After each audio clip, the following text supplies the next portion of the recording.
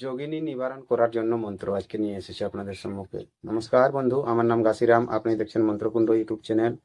কেমন আছেন? আশা করি খুব ভালো আছেন, ভালো থাকবেন। আসুন এই যোগিনী নিবারণ করার মন্ত্রটি দেখি এবং তার নিয়মটি দেখি।